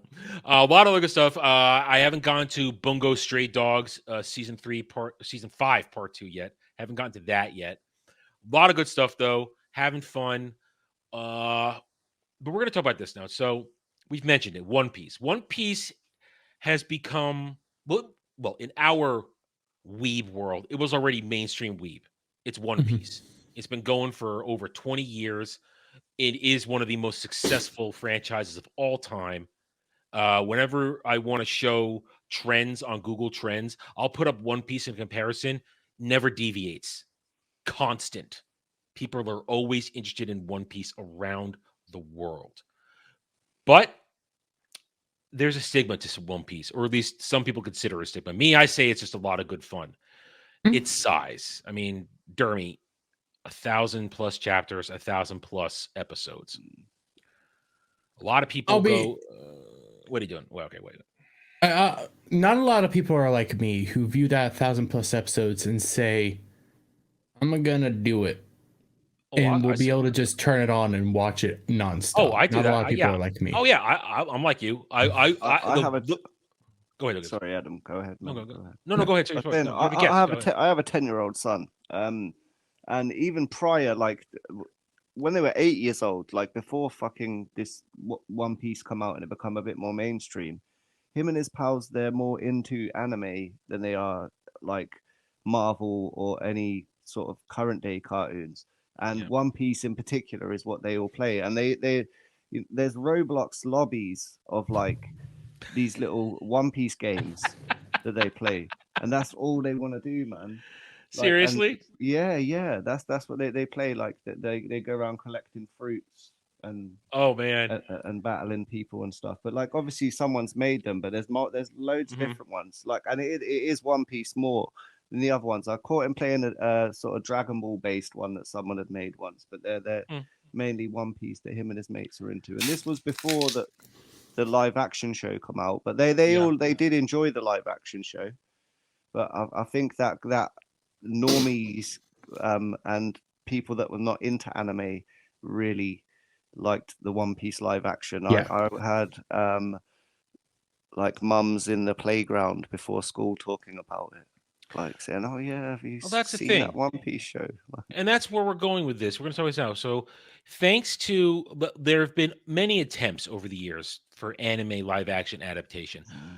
99% of them completely unsuccessful. Yeah. Oh, 99% of them have failed. Japan has failed at live action. Yeah, they can't even do it. The Bleach one, the Fullmetal Alchemist one, Death Note was. There's been multiple Death Note ones. There's a Rurouni Kenshin one. I know Japan's Death Note one was at least decent. It wasn't good still. And so, but the thing is, it hasn't worked. And when we heard One Piece is coming out, I was in the camp that said, "This looks bad. Why do we need this? I don't want this. I don't like the way it looks." I'm not, and it came out, and of course, I had to watch it as someone who was a One Piece veteran. I needed to watch it because I had to be able to give my feelings on it. I can't. It wouldn't have been cool if I watched it, if I just let it happen and didn't say anything. It wouldn't have been right. I have to give an opinion on that. So I watched it, and it was okay. It was okay. It was mid. It was okay. It was average, only because, and I understand this completely, it wasn't made for me. I had issues with it. Oh, there are definitely issues. I know, Dury, I know you have issues. But here's the thing. It was Oda's been on a mission for over a decade to try and broaden the audience, to get rid of the stigma surrounding his beloved baby, to try and bridge the gap between weeb and normie, or even anime noob who might be too afraid to get into One Piece. My wife liked it, and she don't like anime. And there it Soldier Spirit liked it, and he hates the anime. You guys are making the point right there. Then Oda Sensei created the perfect bridge. He only did it because he retained creative control. Netflix couldn't do what they did with Cowboy Bebop and just, grape it all to hell. No, Oda kept the control. Yes, it is not a 1-to-1. It's more like a 5-to-1 because they rush over things. They created a through line with Garp and Kobe that doesn't exist in that section. They took Garp stuff that comes later, put it in early, but it was the through line. It was in that, and I disagree with that. But again, they skipped over Don Krieg. Like Arlong showing up at the restaurant. Like, there's a whole bunch of it that was without us. If you're someone who likes the anime, it doesn't quite work for you, but it still worked because they hit the right notes. And there's the point I want to mention going into this now. One Piece live action is still One Piece because it hit all the major right notes, all the major moments in East Blue up before we get to Logtown. So I pose this question to you, my friends, and chat. You can answer this as well. Well, if you could say this as well. If done in the same vein as One Piece, can anime live action now serve a purpose going forward? It's still like One Piece, I think, is a 1 in a million. I'm shocked people gravitated towards that so well. I'm shocked that they actually. I will fully admit, when I watched the One Piece live action, it did make me want to go back and rewatch all of One Piece. It made me want to from the beginning. It made me. Yeah, it made me. I did. That's why I did it. You're very accurate. Like, it did hit those points. I don't know if you can do it, especially because it very much depends on what anime you're adapting. Like, I like to point out. I think it was called Rewind or something like that. And it's no longer on Netflix, but I watched it on Netflix. That is an anime that would work perfectly for live action because there's no really broad concepts. It's just a mystery. There's no craziness besides weird abilities to time travel that they never quite explain. That's about it. When it came to One Piece, this the reason I'm shocked is because you have shark people, you have stretchiness, you have things that are I still Whimsical. don't think It's whimsical. Super whimsical things that I don't think you can properly translate. And I think that becomes the problem. Like there's some animes that you can easily translate. There's some animes that you probably shouldn't even try to translate because it's the whimsical elements or the very weird elements that exist. Yeah, like the Usopp pirates weren't included. Yep, they weren't. The guy that with the pendulum and the heart. You're hitting right on my reasoning of why I don't like it. Yeah, that's what I'm saying. They and gutted stupid Usopp. Things that I didn't like, right? Like, I know this is proper, like, the child actor for Luffy was American. He had an American accent. Yeah, fuck yeah. And then when Luffy's grown up, he's Brazilian. Like, but he's supposed to be Brazilian. He's supposed to be. Yeah, but why? So why couldn't well, I see what Kinzo's saying. Yeah, I get it. Yeah, why did they have to have an American one? Because it was clearly, every time he flashed back, he was an American kid.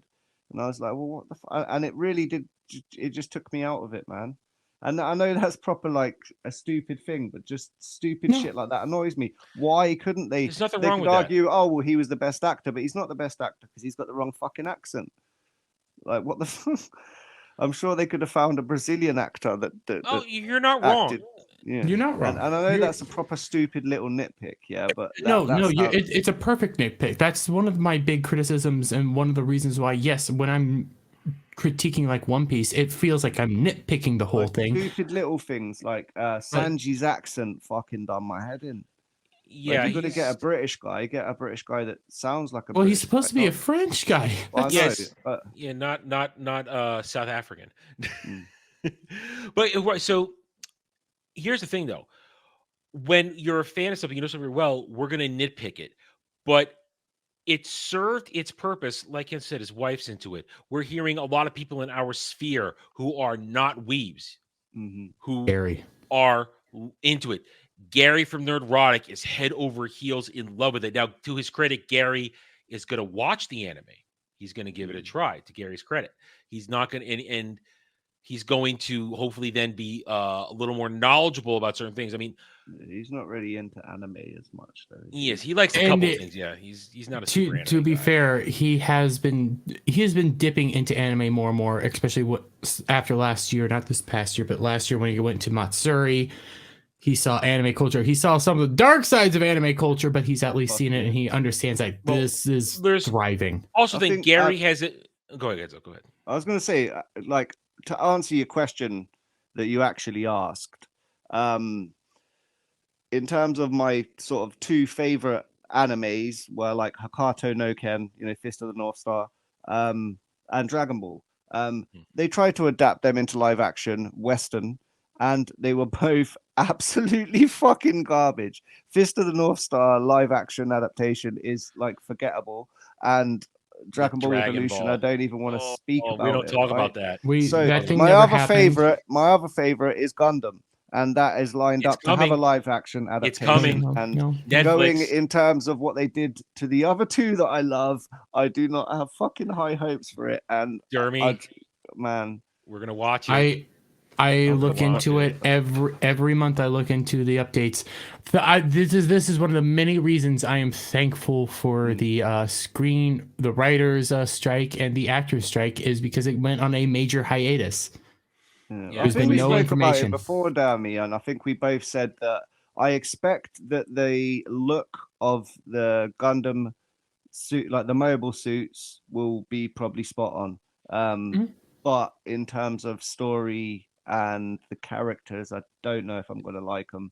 But who knows what they'll adapt? Will they adapt OG Gundam? Will they? I think they'll do UC, man. I think it'll be RX-78 Mark II. That's what the plan was. They were doing OG Gundam. They were going to do the Sazabis. They were going to do all that. Like, it's going to have. So you're going to have like Zaku's Char, like in his original.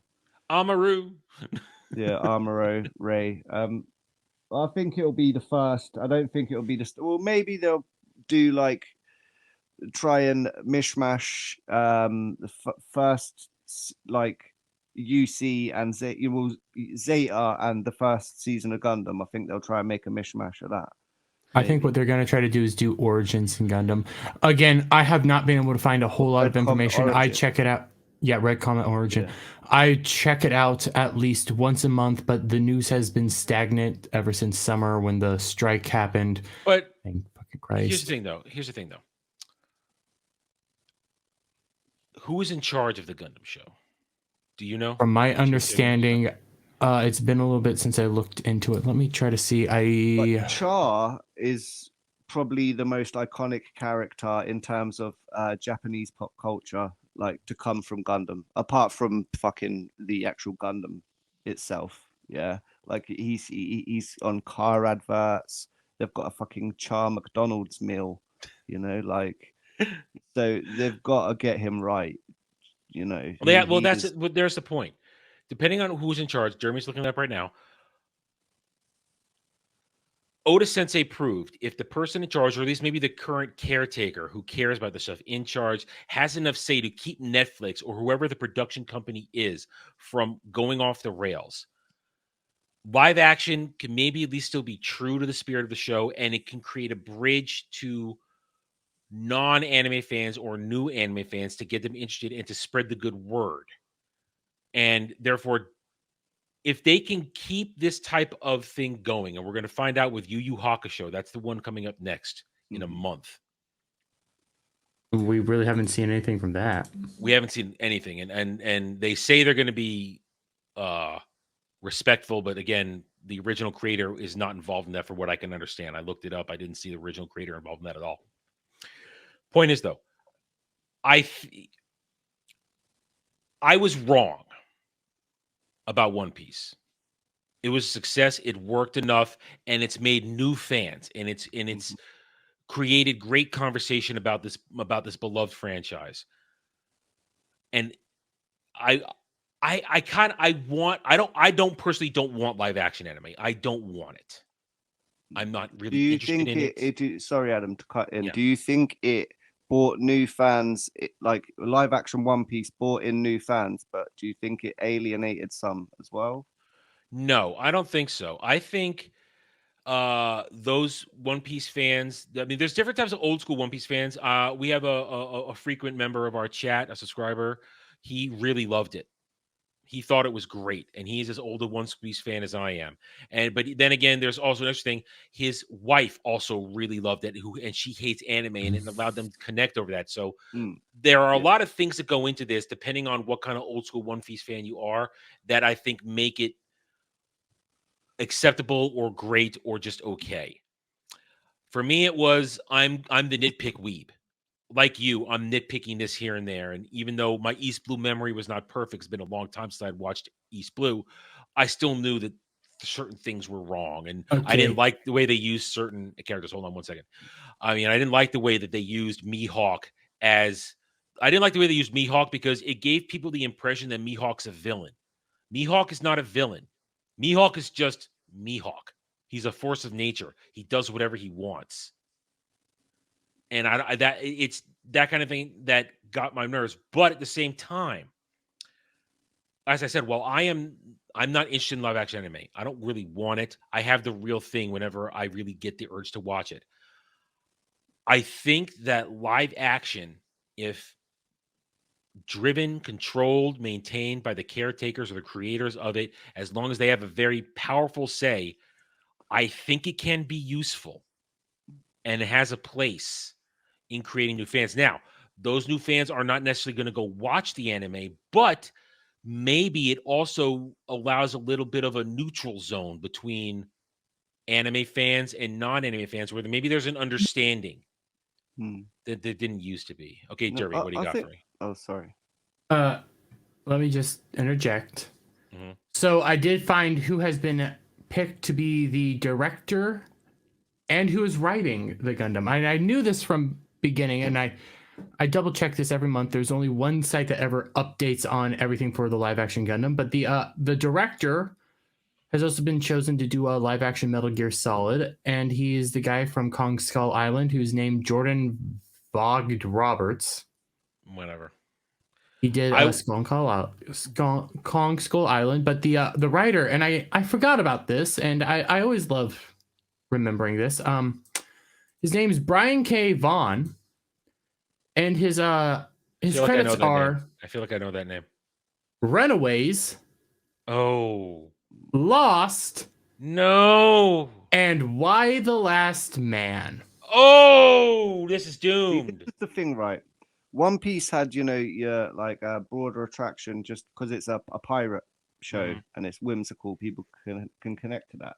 Gundam, right? People are, oh, it's mech anime, it's big robot fights. Yes, and you will get your people, but there's a lot more to it, man. It's a political show. Like it's about the atrocities of war. Yeah, it's about showing that sometimes the people that are portrayed as the bad guys are not really, as bad as you think, and the good guys are not as good as you think. Like it delves into a lot of, and it's brutal as well. Like there's, Game of Thrones style main characters getting offed in horrific ways. Like, people can die. Yeah, and I don't think if they were trying to make this Gundam show for like, the broader audience, I think they're going to miss a lot of them kind of beats. They're just going to try and jangle keys. You're not wrong. You're not wrong. Now, Dermy, nobody who has original creation ties to Gundam, any successful Gundam, they're not involved in this, are they? I believe I believe technically Sundance. I feel like that's wrong. Like the people that have the distribution rights for the show are involved, but none of the original creators are involved. Yeah, so the corporation is involved, not the people who actually know or understand Gundam or any of the successful Gundams. It's also Sunrise, which is Nohi Agata and Makoto I'm butchering these. Asunimura. Okay. I don't know, but also you have Legendary Entertainment who's assisting with this. So point is, this was last updated in April. Haven't had. Here's the thing: I don't think Gundam's going to have the same level of quality control that Oda had over One Piece. I don't think Sunrise and I don't think it's going to be like that. And that's the thing. It requires an Oda, the creator, or somebody who's the current custodian to make it work. If it doesn't, you get a Cowboy Bebop. Yeah. And we saw. I wouldn't even be surprised if there ain't no Char or Amuro in it. If they just completely make up some new story about a girl. I'm right there with you. Yeah, I'm right. Something out of nowhere. Because Witch from Mercury was the main protagonist is and I think maybe they may try and go down that route, but just Dermy, make Amuro as a female. I finished it. Why you finished it. Talking about this. Do you understand now, Dermy? Do you understand what I was saying? Thank you. We'll talk about Sunrise. Sunrise fucked up. Like Space Lesbian sounds great when you say it, like, but not those two girls, and not when one of them was thirsty for the D in season 1. She was thirsty. They had such good moments in season 1, and then they just happy birthday. And you know what I mean? Now you know what I mean when I said out of nowhere, those final episodes, suddenly here's an organization we didn't know existed. Suddenly here's a super weapon we didn't know existed. And now our signature Gundam is the evil Gundam being controlled by a nexus of little clone memory girls. I mean, what the hell's going on here? Witch from Mercury. God. Turn to pixie dust. Oh, God. I was so angry when I finished that. I was so angry. I was like, I had so much potential and just flushed it all away. Flushed it all away for an angry mom. But yeah, I can see them doing some bullshit like that where they just make up a new story that is just all about big flashy robot fights. And that's I talked about it last night. Throughout my 24-hour stream, and I'm not gonna bring up I'll just say I had a random Attack on Titan and I spoiled what happened. You've been working so hard not to do that for months. Yeah, but I talked about it, but used. Was anybody there who cared is the question. I mean, was anybody watching at that point? I mean, people were watching. I'm thinking we were watching. I'm saying, was anybody watching at that point? This was about the middle of the stream. But anybody watching at that point, do they really care that you spoiled it? Is what I'm saying. Those who were watching at that point. No, because I said I'm trying not to. Somebody said don't, and then they said just do it. Just go off. And then I went off, and I didn't just do it once. I did it twice because Paul showed up, and Paul liked the ideas. Anyways, though, but you're not, and I'm using this as an example. You're not gonna get in my rant I used Iron Blood Orphan. You're not gonna get a live action Iron Blood Orphan. That shit is super fucking. From what you've told me, no. That's when I skipped. I skipped Iron Blooded Orphans. It is a fantastic story. It is darker than dark can be. Have you watched Unicorn? No. I've done my first one ever was Wing. That was the first time I was introduced. It was when Wing made it on Toonami. I watched a little bit of OG when they brought it on there, but then they stopped airing it in a weird way. Then I watched whatever was on Toonami. I think they did MS Team on Toonami. I watched G Gundam on Toonami. Then after that, I did Seed. Have you watched Zeta? No, I didn't watch Zeta. No, I haven't watched Zeta. Zeta's good. That's my favorite. I'm a Seed guy. Seed. I like Seed and Seed Destiny. I'm very excited for the Seed movie right now. I've heard that people don't respect Seed fans, but I don't care. I like Seed. What else? Charles Counterattack. Probably once in passing.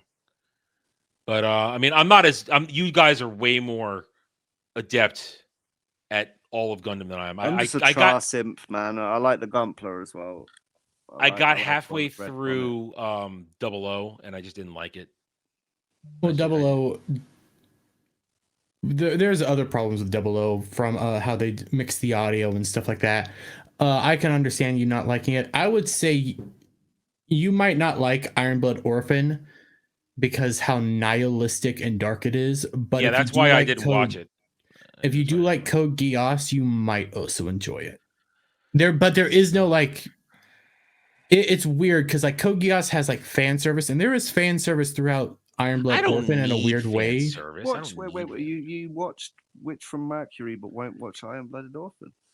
Well, Iron Blood Orphans was in a time when it came out. I wasn't being hardcore watching, but last year I was just watching anything and get my hands on again. You know, it was the season, and it was there. I would say check out Iron Blood Orphan. It's super fucking dark, but the story is really good. It's darker than your average Gundam, but yet I would watch it. It's so much better than Witch. I'll probably get to it eventually. I mean, it's just it came out during a period of time where what year did it come out? Wasn't it it came out in the 2016 2015 era. Yeah, I wasn't watching. I was watching anime in small bits and pieces in 2014, 2015, which when I got back into watching anime. And then after I got back from China in 2016 and I was sick and I was injured and recovering, I then just deep dove into tons of anime I hadn't seen before. And I just never got around to watching more Gundam than what I already knew. I would dip your toe in. This is not. It's also very different than like your average Gundam as well. Like it doesn't have that hook until at least episode 2 because they take so long to like do what they need to do. Because it feels like the first 2 episodes should have been an hour-long episode. But after it starts going, there are lull moments, of course, but every time it picks up. And the themes are darker than before. I talked about it last night. They lose technically, and all they wanted in season 2 was they just wanted to be left alone. That's all. We talked about it when we did the Get Ranked Gundam. We talked about it then. You were talking about it then. I mean, yeah, I'm not against it. It's one of those things that it passed me by because I wasn't back super into anime at the time, and since I got back into anime for the past, I guess. What was your favorite Gundam? Like, was there any specific moment? Oh, I love the Freedom. I love the Freedom. I love Strike Freedom, and there's a new Freedom coming out. So I'm a Freedom fanboy. I readily admit it. I love the freedom. I love its design. I love its abilities. I love its armament. I love Strike Freedom with the implemented Dragoon system. I love Blitzkrieg. I love everything Strike Freedom. I love it. I've only seen parts of Freedom. I need to get into actually fully watching it. Silver, who I've had on my channel a couple times, he's been on here. He loves Freedom to death. Like that is his go-to as well. Seed. Seed. He loves free. Like new Gundam. But I'm more like I like Sasabi, Kshatriya. I like mainly like your the bad guy mobile suits. Like more so than the actual Gundams. I like all mobile suit designs. That's one of the things about Gundam. That's to me, when we were talking about this on Get Ranked a few weeks ago, one of my X factor for a Gundam show is the Gundam suit design, the mobile suit designs. And the thing about the seed designs are just so spectacular to me. I loved the Gundam wing designs because that was my first exposure. Yeah. They were all so unique. And even then, the opposing mobile suits were also unique. And that's the X factor. If you watch Iron Blood Orphan, what you need to know is Gundams actually come from the past. They were ancient relics used in an ancient war in that world. And I'm not being like fantastical or anything, but the Gundam origin changes with every series, and that's what's kind of cool. Just how the ones in Unicorn as well, like you haven't seen it, like Sananju. Unicorn is beautiful. Yeah, Sananju's. But I like Sananju Stein, the narrative version. That's a good suit. Do you know that one, Dermy? But yeah, I know. Unicorn's my personal favorite. Yeah, you got like a green one, haven't you? Or you got the one that's sort of a bit more like new Gundam colors. Yeah. Well, I've heard that. I mean, I've watched some compilation videos in the past that Unicorn is technically one of the most powerful Gundams ever. Yes, it was created to basically stop a certain there's particular drives. It has a full on God mode. There were 3 of these Gundams created. There's the Black Lion, the White Unicorn, and then the Golden Bird, which is in another movie all on its own. These are the strongest Gundams ever created because they have a God ability to crystallize the engines of all units. Yeah, see, Gundam is great, and I like the flexibility of Gundam in general, where the splitting alternate reality times, like it's one of those few times where multiverse works because it allows different stories to be told and different origins of Gundams and new characters to be created, even though a lot of them are rehashed versions of old. And I like, there's always a mascot. There's always a version of full frontal, And I use Iron Blood as a good example. I say Ancient War. They build it. If you watch Iron Blood, you'll understand it. But like I say that because of the design. The main Gundam is Barbatos, and it was they discovered it. They found it underground, and they rebuilt it so it doesn't look as smooth or as clean as past Gundams. It actually has like a rugged look. You see the innards of it. You see the moving parts. It looks more brutal. It acts more brutal. And also all the Gundams are named after demons for a particular reason. So when you look at that, that's something that if you ever watch it, that's something you have to take into account is like these were rebuilt by spare parts, changed up, everything like that. These aren't supposed to look clean and brand new. Now there's some that look clean and brand new, but those are far and few in between. There's like maybe 3. And just to be let everybody know, I have added to the title of tonight's show Talking Gundam because we just started talking Gundam. That's what was good. It's just fine. I'm happy. Normally what happens when me and Dami get together. Hey, I like this. We're nerding out over something, and I'm very happy to just talk Gundam. It's perfectly fine. But we basically answered the question about live action anyway, so I'm fine moving on that. But yeah, I hope the next time they decide to do Gundam, I mean, the next Gundam thing is Gundam Seed Freedom, the movie, which is, guess, the conclusion to the Seed franchise, which might have come earlier if the creator's wife, who also worked with him, hadn't died in recent years. That was why it's taken so long. Now personally, I would prefer another series, not a movie, but I'll take what I can get, a little more. So, but I'm very excited for that. But after that, then with the utter failure of Witch from Mercury, because it was a failure. It was a complete failure. Both it pissed off real fans. They tried to pander to a bunch of fake fans, a bunch of activists, and that didn't work. You lot loved it. LGBT people loved it, but the thing is, like, the reason they created it wasn't for the wokes. The way you could say it was, but that wasn't how they viewed it. What they did was they did what a lot of super corporations are doing, and that's what you have to also think. This is from Japan, so they don't view wokeness the same way we do. Mm-hmm. They went thought there was Twitter, money there. They thought there was money. They actually thought there was money there. They went on Twitter and they thought, because they wanted to. Iron Blood Orphan being so super fucking dark, they wanted to pander to the younger generations because they were losing. They noticed like they were losing it. They couldn't get the younger generation, so they made something geared towards them, or what they thought was geared towards them, and it failed. And you look at it; it's filled with TikTok. It's filled with emote. It's filled with teen angsty drama. It's CW walking, talking hallways, and again. Japan, gotta love them, but they're in a bubble over there. They don't realize that the woke tards, the stands, these people who support the not-secret agenda, they don't have any money. They don't spend money. They don't move the needle. And Japan didn't like it.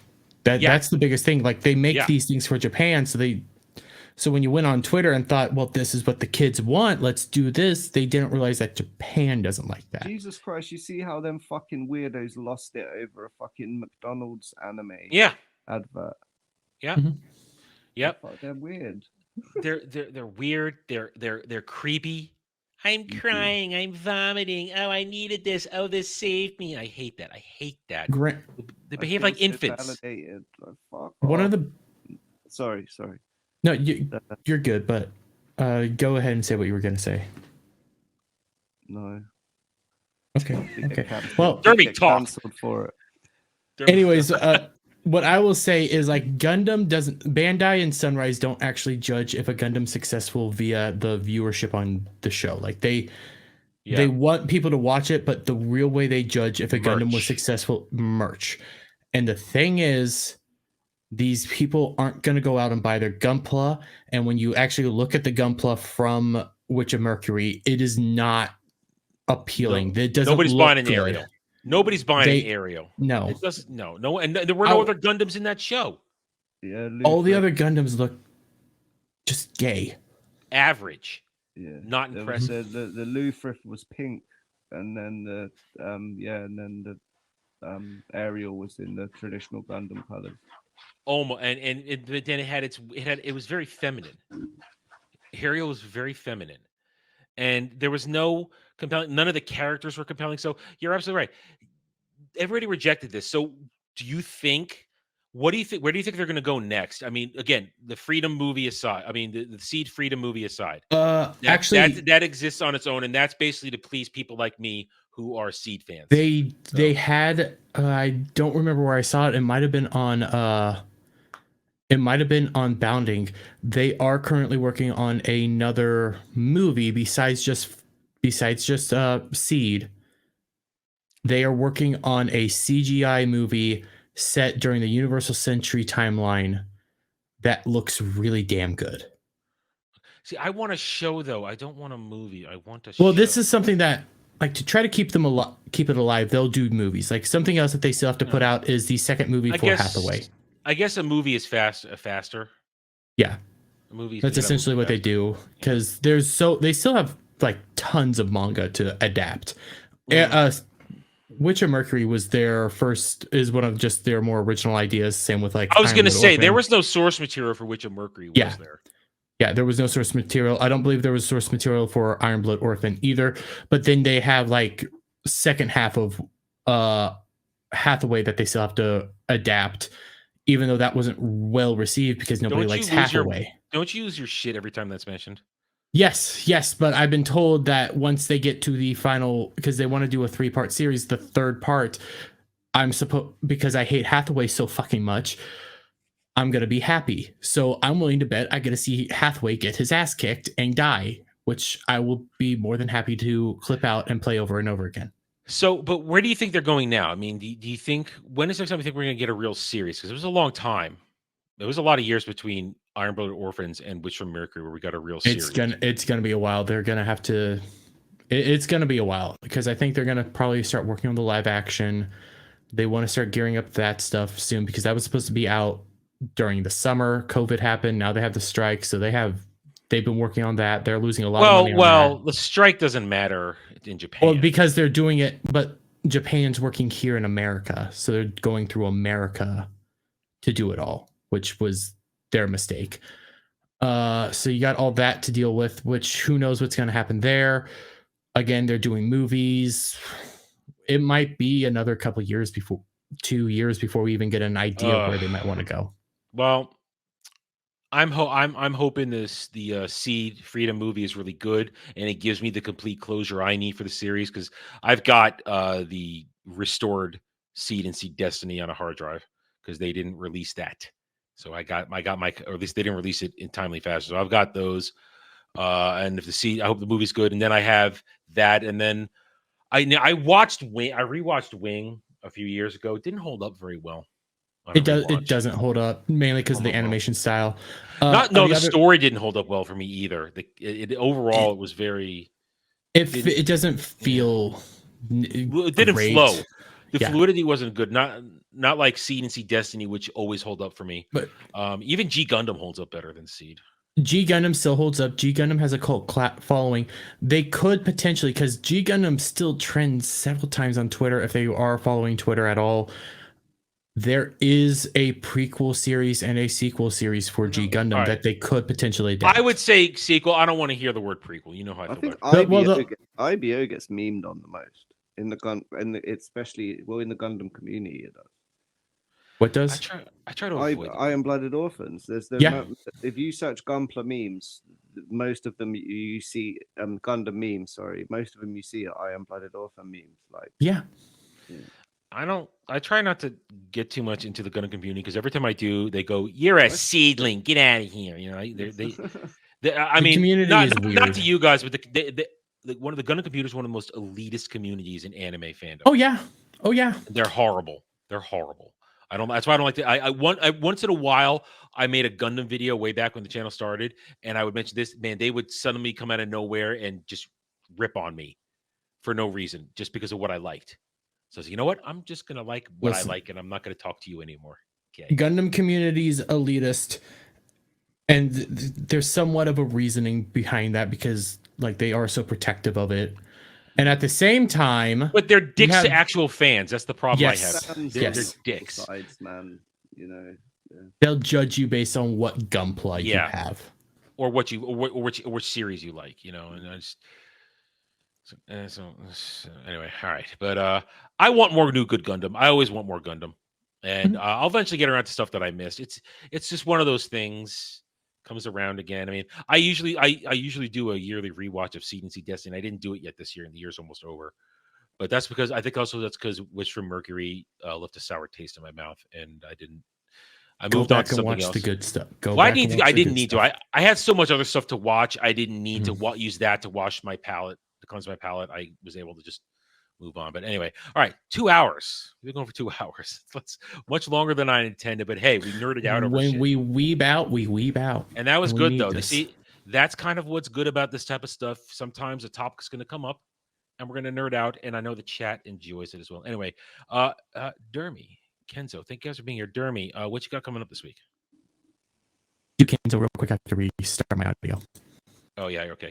All right, Kenzo, pimp your shit. What do you got going on? You can follow me on at Art by Kenzo on Twitter and YouTube, where I post some animations and artwork and stuff. I've got a few bits I'm getting through for other content creators in terms of intros and outros, but I'm also working on a longer form sort of 10-minute episode with Raging Rhino and Mozza from the Full Aussie. And that'll probably be a good few weeks till it's finished, but that'll probably be the next thing I post on my channel. But I am appearing on Devil Made Me Do It's channel, BLZ Hub, for our weekly podcast, BLZ Pub, with myself, Devil, Paul Hadouken, and Ryan Reaper, and that's at 12 a.m. Pacific time, on Friday. And then we have the Legion of Memers meme stream on Saturday. I don't know what time that is. Dermy probably knows. I think it is 3 p.m. Central Time, so that would be 4 p.m. Eastern Time. Mm-hmm. But yeah, that'll be the next thing I'm on. You can catch me there every week with this guy above us, Dermy. And Kenzo's link is in description below. His Twitter link's there. And yes, chance I'm not going to be there. And I'm excited for one of the things Kenzo's working on because I'm in it. The outro for Star Trek Engage. I can't wait for that. We're eagerly waiting that. It's gonna be fun. Dermy, what do you do, and where can people find you? I'm Dermy Wormy. I put out usually 2 to 3 videos a day. I'll do gaming streams. Tried to do a 24-hour stream last night. Made it 17 hours, and then that wall hit me.